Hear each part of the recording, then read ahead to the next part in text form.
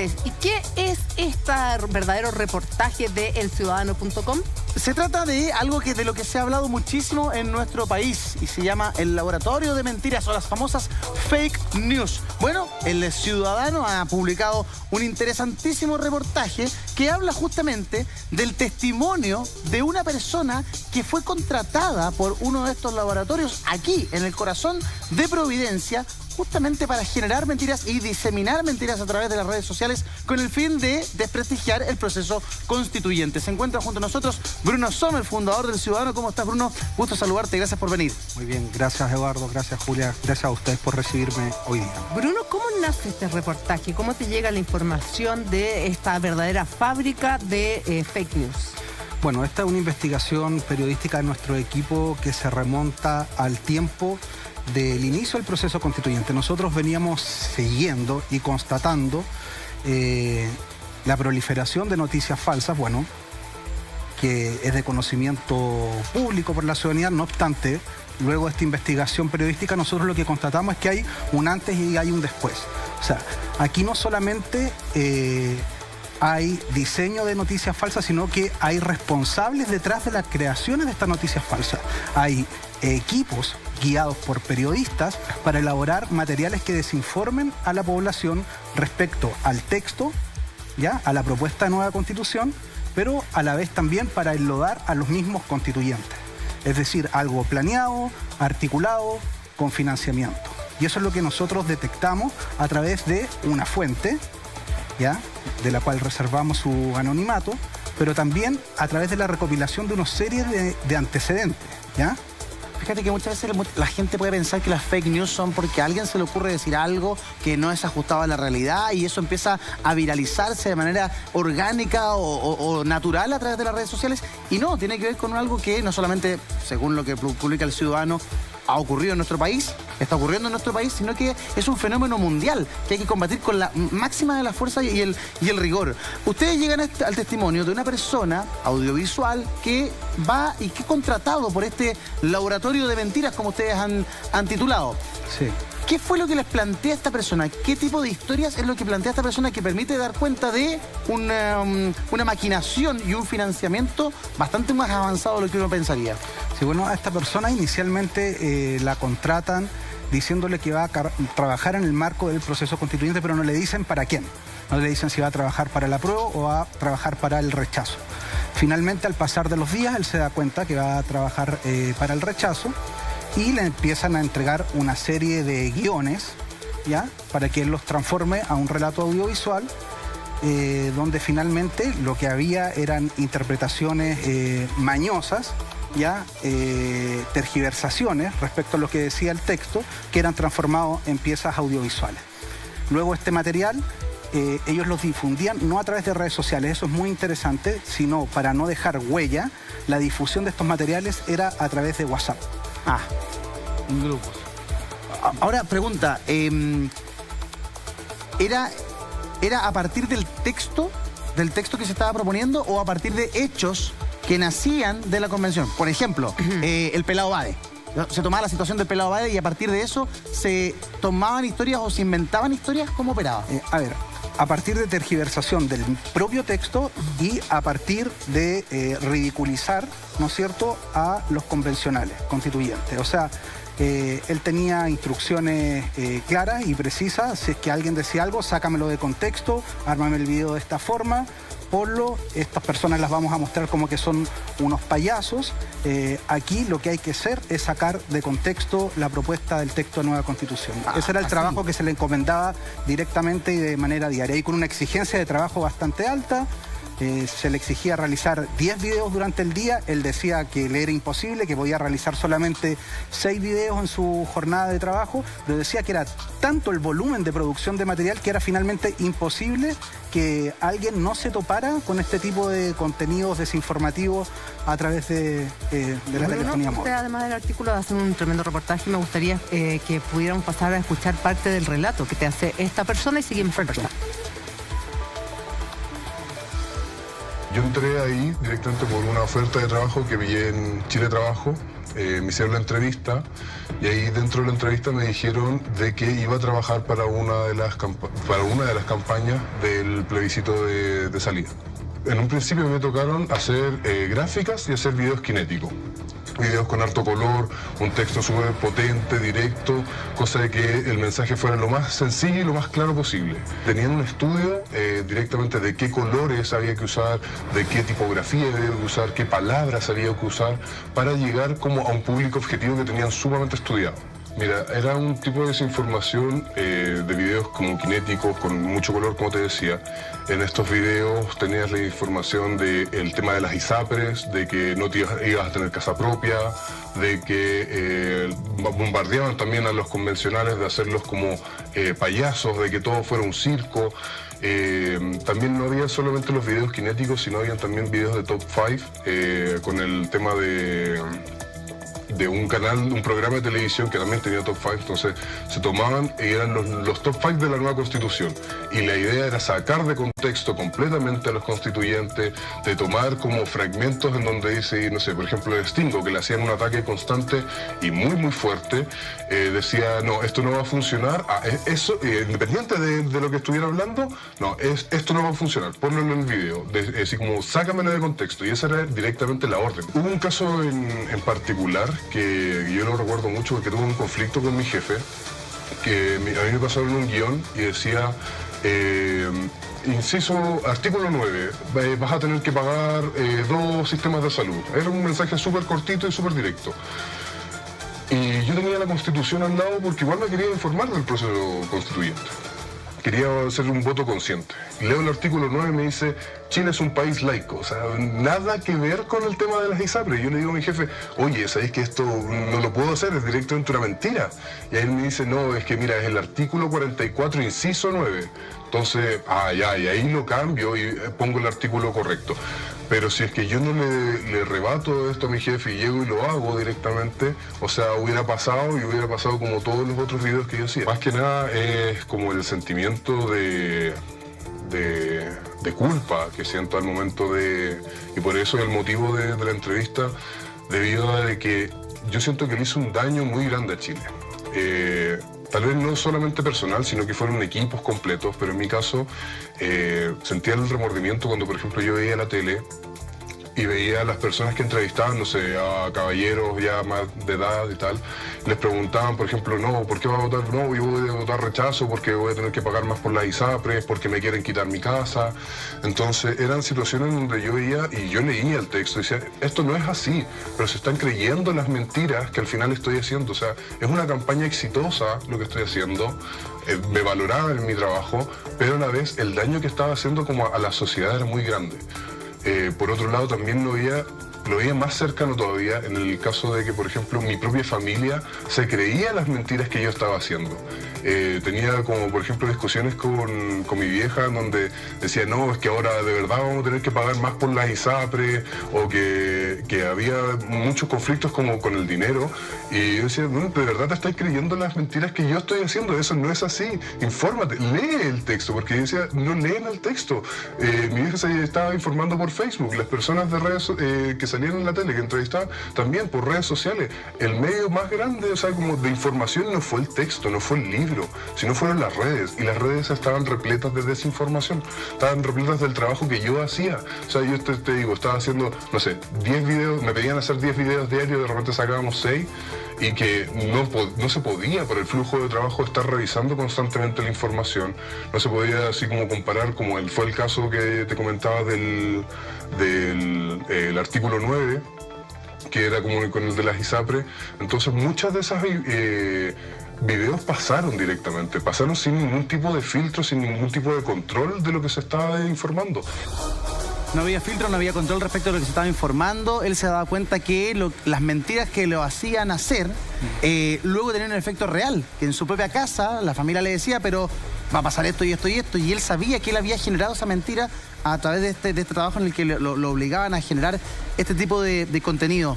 Este testimonio al cual ustedes tienen acceso, Bruno, ¿da cuenta de quiénes están detrás de toda esta operación? Porque sí, él habla de periodistas, o sea, habla de periodistas, de gente que estaba creando el contenido, pero ese contenido se financia de alguna manera. Sí, bueno, lo que lo hace él hablar es justamente el sentimiento de culpa.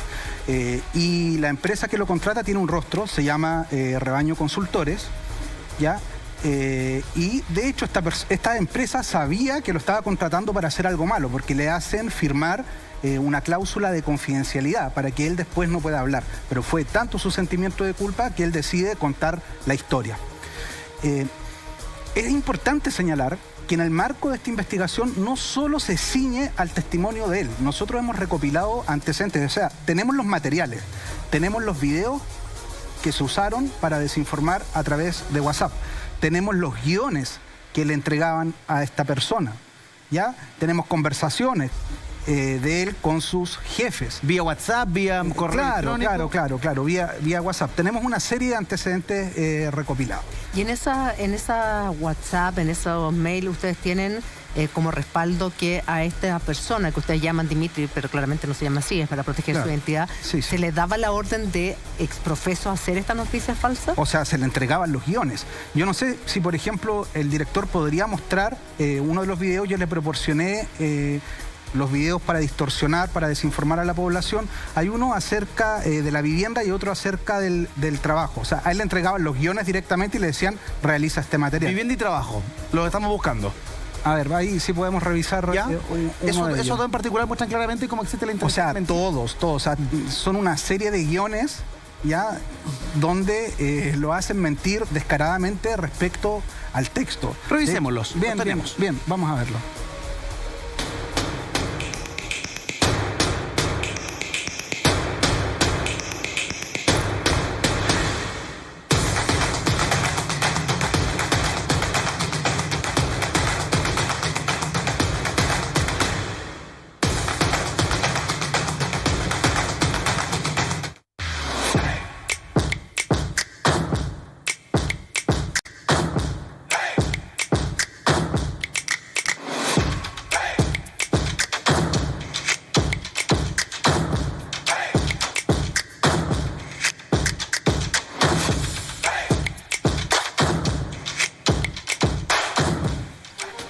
Es súper llamativo también la música y la tipografía que se usan, porque te deja como enganchado y hipnotizado. Claro, lo que buscaban era justamente impregnar en las personas a través del uso de tipografía. Había un estudio, él nos dice detrás, con un publicista que veía los colores, las imágenes, cómo se tenían que repetir para impactar a las personas. Mira, en el último que vimos, que tiene que ver con el tema de los sindicatos, ¿ya?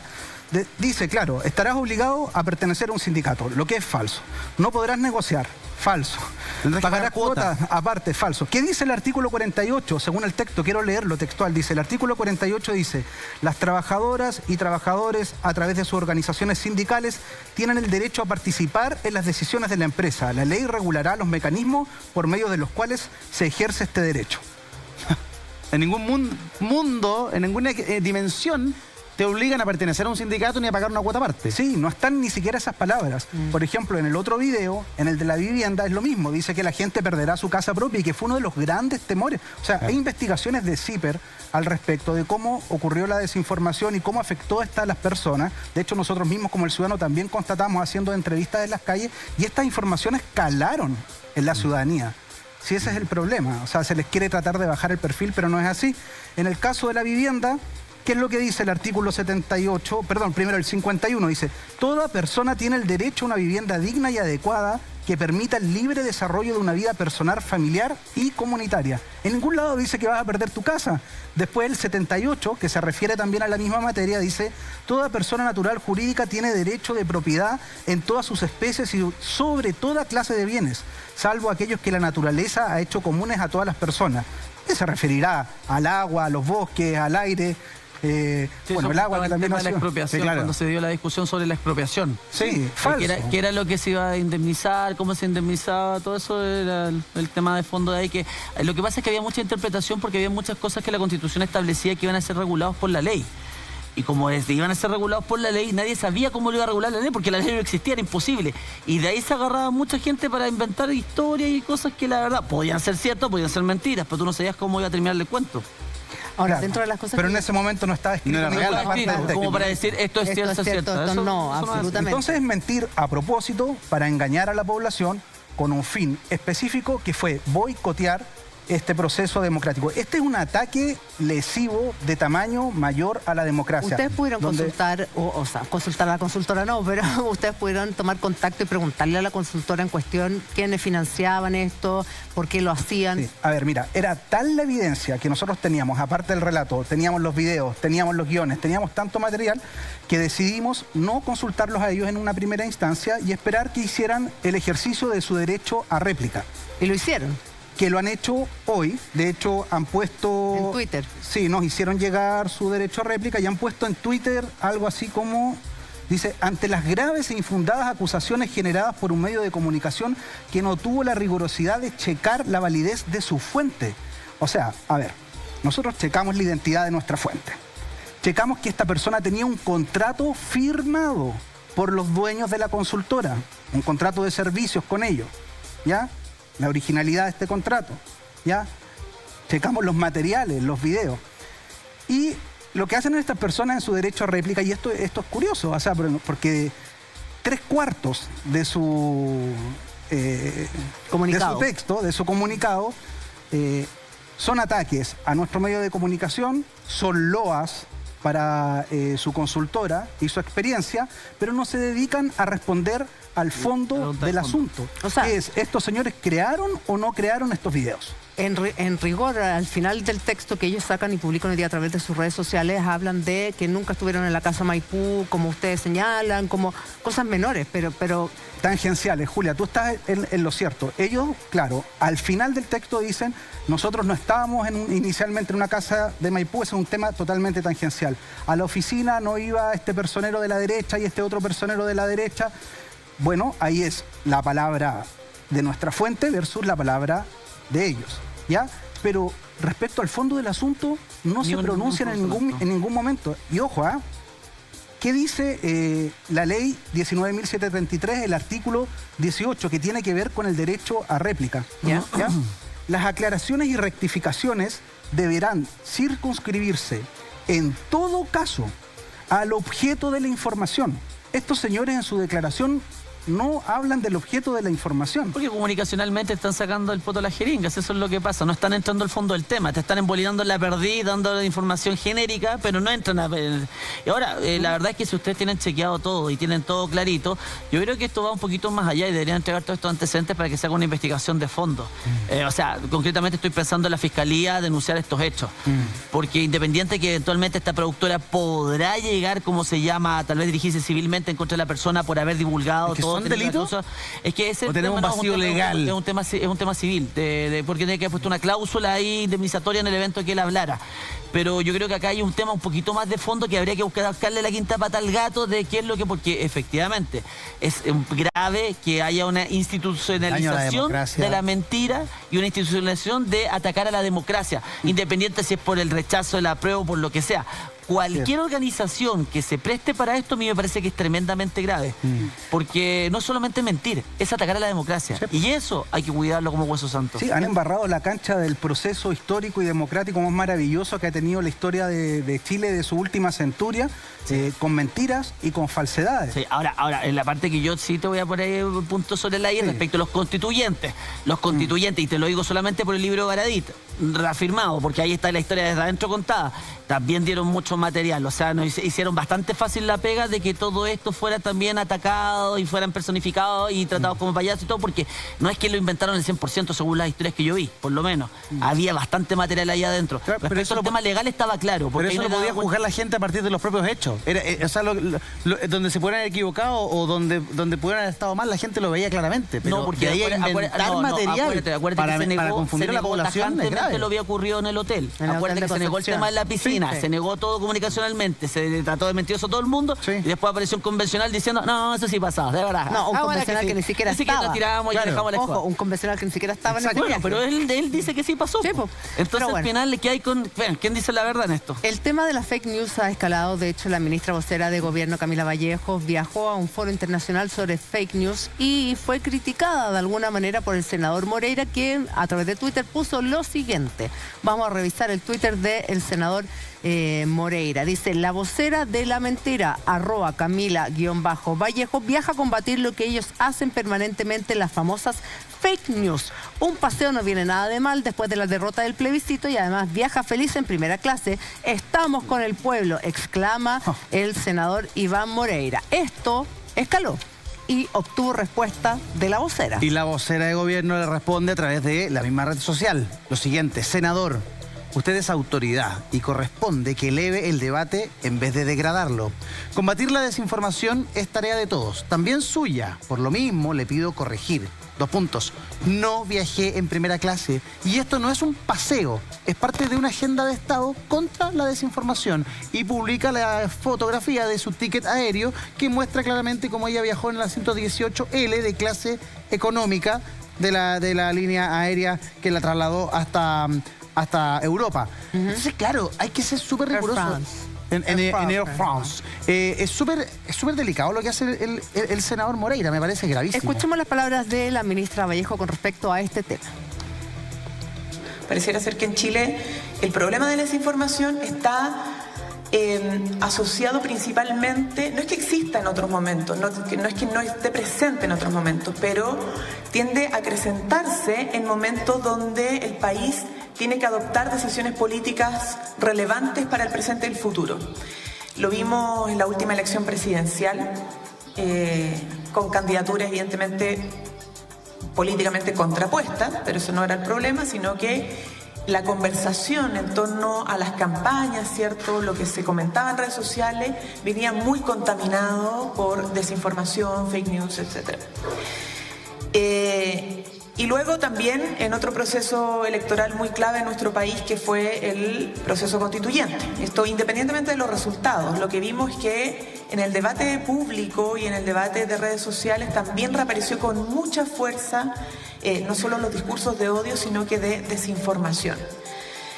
A pesar de los esfuerzos que se han hecho por distintas instituciones, hay distintas agencias dependientes de universidades o no, que hacen el chequeo de información, ¿cierto? Los fact-checking.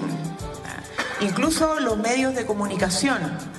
En la última elección, los medios tradicionales, ¿cierto?, los canales de comunicación hicieron un esfuerzo importante de hacer chequeo de información respecto a declaraciones tanto de parlamentarios, de políticos, como de otros personajes. Nosotros como gobierno también hicimos una campaña de voto informado a lo largo del país.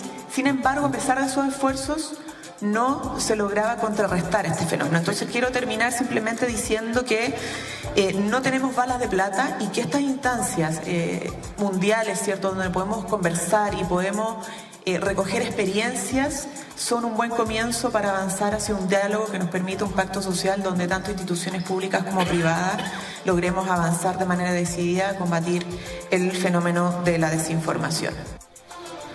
Sí, el negocio de la desinformación, Bruno, es un negocio que ha rentado mucho en el planeta completo. Hemos visto cómo gobiernos se han tambaleado, algunos han caído, que la desinformación penetra muy rápidamente, que las redes sociales juegan a favor de estas campañas de desinformación. Por eso uno le pide más a las autoridades, uno le pide más al senador Moreira y a cualquier senador.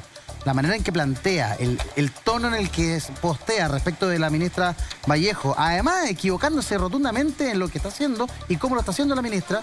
Después viene la respuesta de la ministra poniéndolo un poco de verdad al tema, pero ya el daño se genera. Sí, la población termina creyendo que ella viajó en primera, que anda no sé qué, y que todo lo que se dice es mentira. Entonces, por favor, yo creo que el país está jugando momentos cruciales, Eduardo, y espera mucho más. Y efectivamente yo creo que hay un vacío legal. Sí, mira, yo tuve la oportunidad de entrevistar a la ministra 2 días antes de su viaje. ¿Ya? En El Ciudadano. Y ella me dice, la desinformación ha tomado más poder que la información. Dio cuenta de esto. Ahora el diputado Giordano, hoy día, en la Cámara de Diputados, ha presentado un proyecto de ley que se aprobó sin los votos de la derecha, ¿ya?, que busca justamente combatir las fake news. Porque aquí hay 2 temas, o sea, una está el daño causado en el momento, pero después cómo se resarce ese daño. Exactamente. Eso, o sea, El daño está hecho, porque uno puede, en el ejercicio periodístico o mediático, uno puede caer en una imprecisión, equivocarse. ¿No? Y lo único que pagamos somos los medios y los periodistas. Sí, claro. Hoy día, estos problemas en la legislación actual, claro, los políticos pueden decir todas las mentiras que se le plazcan, pueden existir estas agencias de comunicación creando noticias falsas, pero no hay legislación para no, hacer ¿qué pasa si esto yo lo encuentro grave porque hay una coordinación sistemática entre profesionales, tal vez tendencias políticas y todo? Pero ¿qué pasa cuando lo hace uno solo? Yo agarro mi teléfono y no sé, odio a este güey y yo invento el video, yo lo arreglo. ¿Es sancionable eso realmente? Esto sería reprochable de alguna manera que yo entiendo que esto es así, no entiendo nada de ley porque la gente no todos son abogados y por lo tanto las críticas que se hicieron muchas veces al proyecto de redacción eran a veces infundadas desde el punto de vista jurídico, pero ¿eso atenta realmente contra la democracia cuando lo hace una persona? No hablo cuando todos, no hablo cuando hay una institucionalidad por detrás. ¿Es perseguible? Es que yo creo que, a ver, no hay legislación hoy día al momento, pero el tema es cuando estas informaciones se masifican. Claro. ¿Ya? O sea, imagínate lo hace un gallo conocidísimo, un gallo que tiene 5 millones de seguidores en alguna red social y tira información falsa. ¿Es perseguible? Debiese hacerlo. Porque está haciendo un daño, está atentando contra la honra de una persona, está calumniando. O sea, aquí existe una ley de injurias y calumnias, ¿ya? Pero quienes pagan generalmente por ellas somos los comunicadores, somos los periodistas, somos los medios de comunicación. Pero hoy día hay muchas personas que se han convertido ellas mismas en un medio de comunicación a través del uso de las redes sociales. Que no se miden, y que no se miden con las mismas reglas ni códigos de lo que son los periódicos, la televisión. Claro, no tienen regulación de ley de prensa. Ahora,